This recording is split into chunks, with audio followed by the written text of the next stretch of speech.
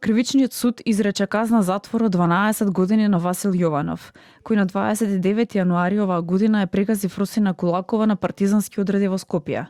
Судиката Снежана Марковска при објавувањето на пресудата кажа дека в предвид се земени олеснителните околности или признанието на вина, годините, каењето на обвинетиот, но и отежителните околности, загубата на младиот живот, претходни повеќе сообраќајни прекршоци и претходно сторено кривично дело за неовластено производство и пуштање во промет наркотични дроги, психотропни супстанции.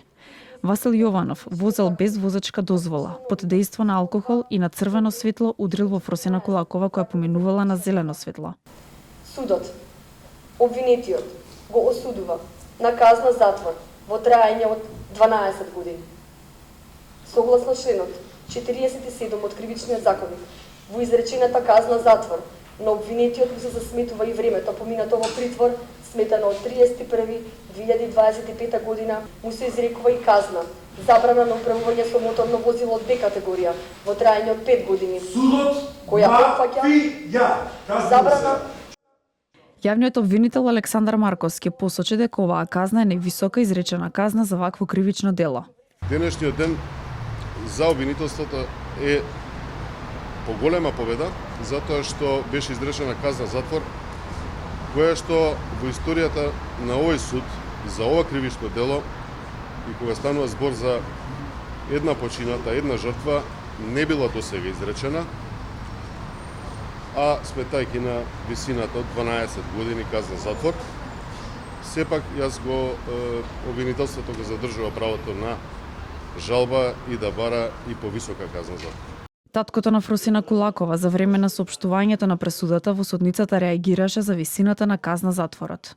Убиецот Васо и останатите тројца кои биле во колата се светци, а загубата на најморбиден можен начин на животот на детето Ангел Фросинче едноставно е небитно.